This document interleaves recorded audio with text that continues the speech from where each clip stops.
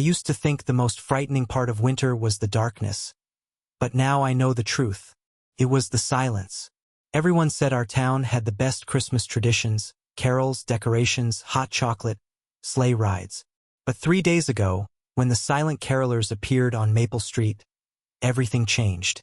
They stood outside my neighbor's house just before midnight. 6 figures in old-fashioned coats, hands tucked behind their backs, heads tilted up toward the windows. They were singing, but there were no voices, only breath, heavy, visible breath forming mist in the freezing air.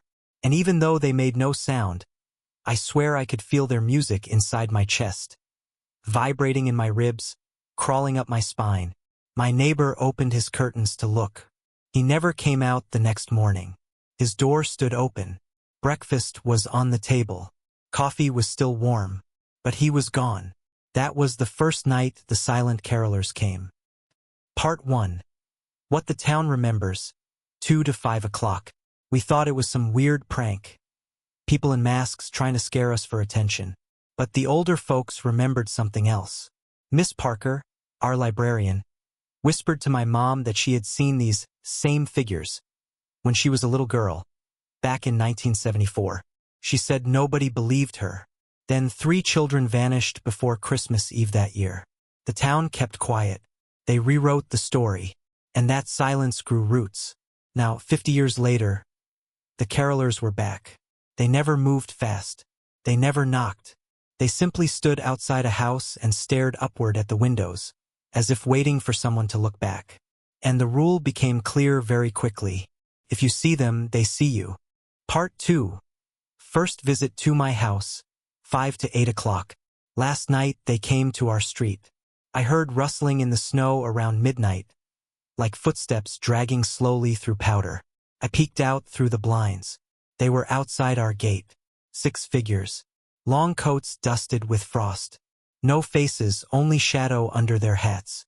Each one holding old books of carols, pages rotting from age. But they never opened them. They only lifted their heads toward my window. It was the worst thing I've ever seen. Not because they moved, but because they didn't move at all. Frozen. Waiting. Listening. My mother whispered, "Close the curtains. Do not let them see you."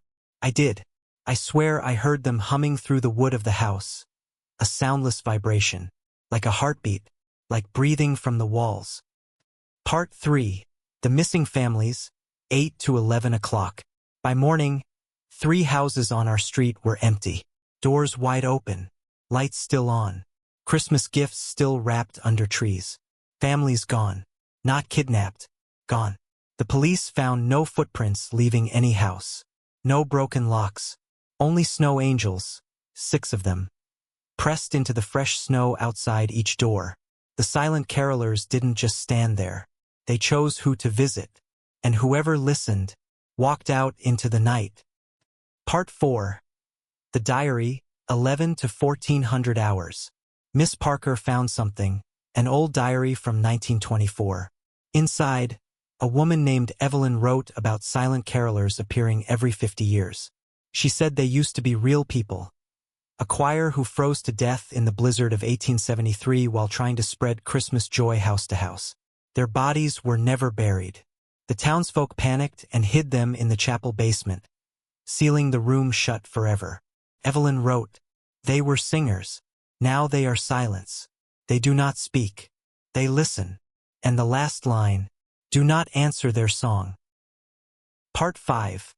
The second night, 14 to 1700 hours. They returned. Closer. This time right at our door. 6 silhouettes outside the glass window. Frost forming around their hands as they pressed them to the glass. I could hear snow crunching even though none of them moved. And then, one turned its head toward my bedroom window. Slowly. Too slowly. Like bones grinding. A whisper entered my room. Not through the door. Not through the window, but inside my mind. "Come outside. It is cold without you." I almost stood up. Almost. My legs moved before my mind did. If my mom hadn't grabbed me, I would have opened the door. The silent carolers weren't trying to break in. They were trying to invite us out.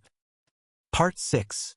The snow choir, 17 to 1900 hours. This morning, I walked down to Maple Street. Nobody was supposed to be outside, but curiosity felt stronger than survival. In the center of the road were 6 ice statues, shaped like human bodies, carved perfectly, facing east.